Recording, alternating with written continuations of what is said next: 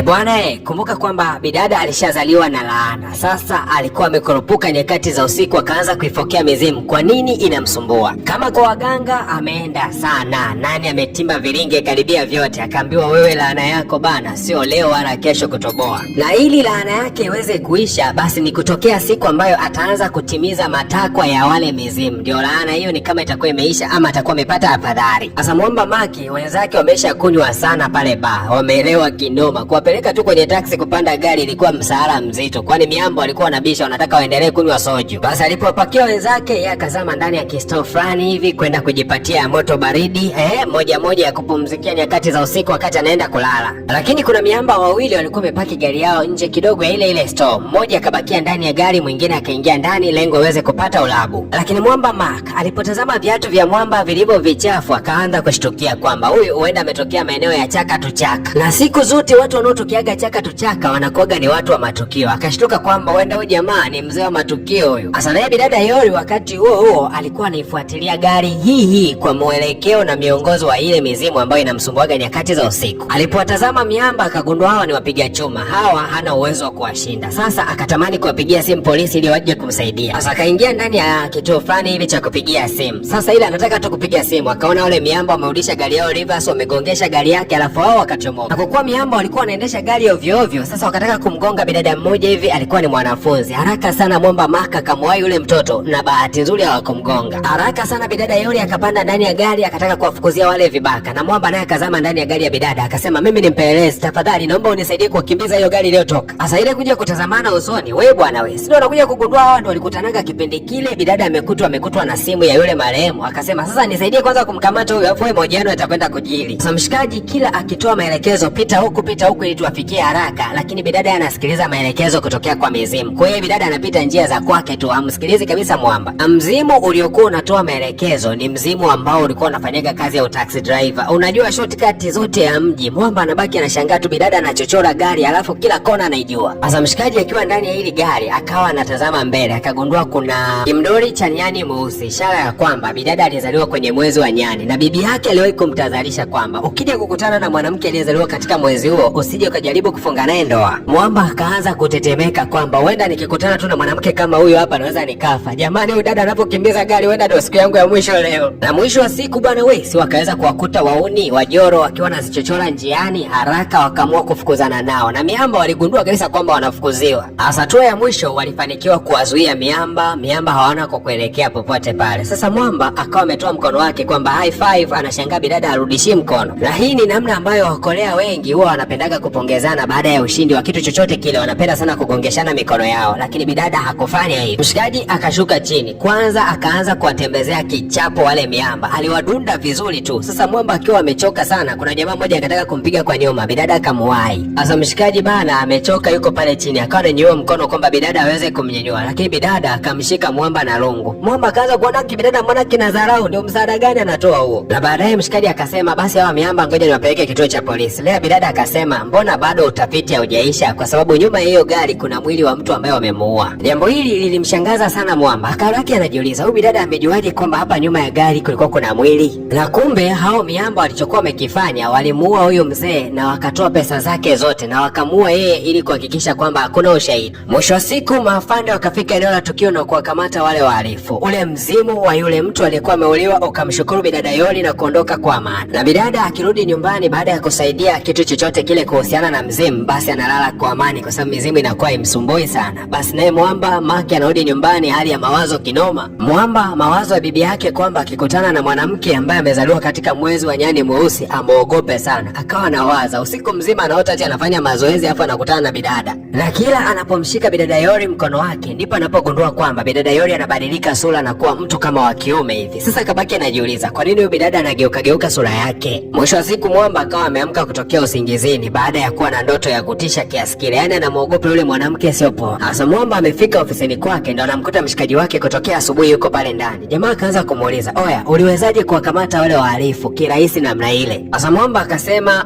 nilikuwa nimefanya tu utafiti, hakutaka kumhusisha bidada Yori, kwani kimemhusisha, inabidi bidada achunguzwe, alijua aje? Alafu mshikaji akawa anaulizia vipi ile simu ambayo tulikamata kule mapolini endeleaje? Lakini wakasema bana, inaonekana ile simu kuna mtu amewahi kuitumia kuwapigia simu maafande. Sasa Mwamba akitazama kibanda cha simu pale jirani, ndio anagundua kwamba miguu ya yule mwanamke ambaye yuko ndani ya kibanda cha simu ni yule mwanamke ambaye ametoka kusaidiana naye kwenda kuwakamata wale wahalifu. Ina maana bidada ndio alipigiaga simu polisi au? Maafande wanasema aina hii ya viatu vimetengenezwa vitatu tu dunia nzima. Sasa tunashindwa kuelewa ni nani alivinunua ndani ya Korea. Si unajua tena bidada ni matawi ya juu. Kwanza ni mtajiri kinoma noma. Kwa hiyo anamilikigi brandi ambazo hakuna mwingine anazo. Ni yeye mwenyewe. Mwamba mmoja hivi mchambuzi wa utafiti akasema mmoja anayemiliki hicho kiatu yuko Marekani, mwingine yuko Canada, na mwingine sio mwingine zaidi ya bidada mmoja anafahamika kama Yori, mmiliki wa kampuni fulani kubwa pa mjini. Na wakawa wanasema huyo bidada ni anaishi maisha ya private kinoma. Yaani kama tu mkitaka kwenda hata kumhoji mnatakiwa muandike barua isipungue hata 10 huenda. Ukimwendea kichwa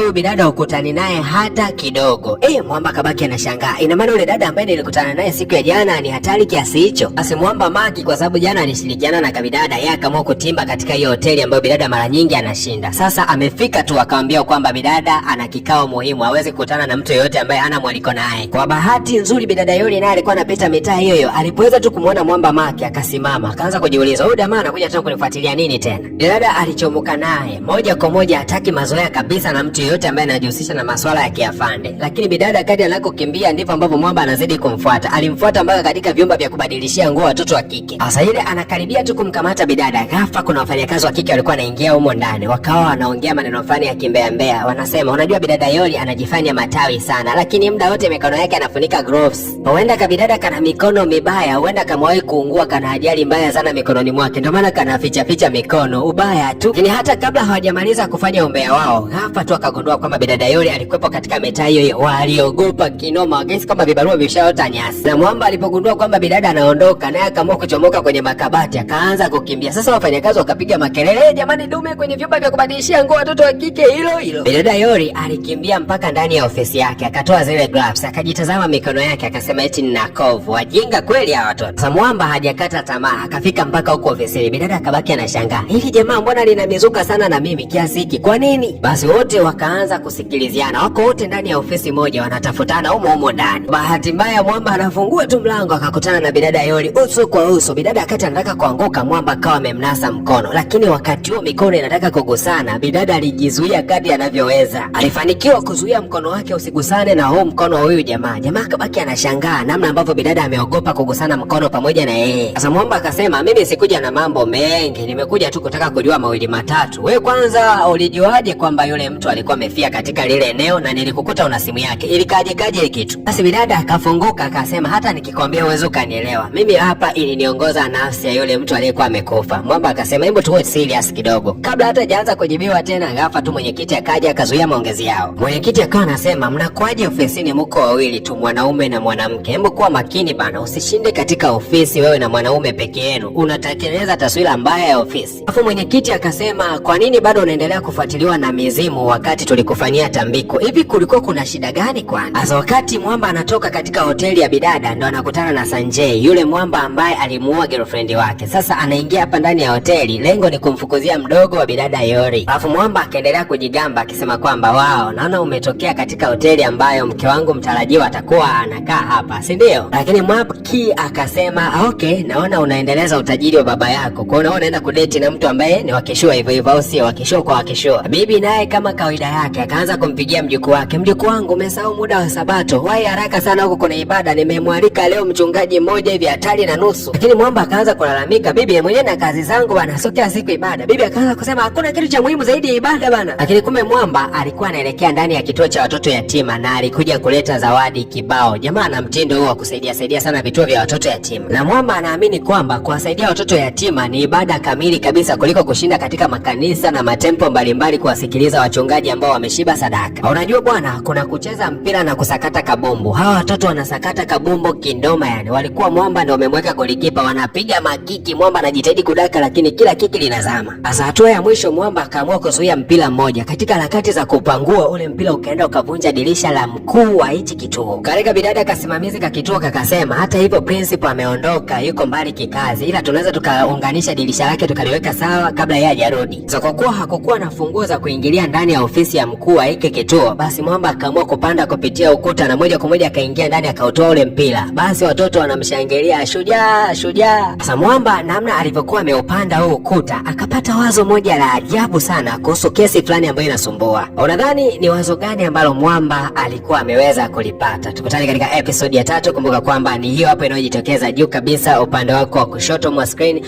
Basi moja kwa moja utakapoigusa hiyo utakwenda kuitazama episode ya 3.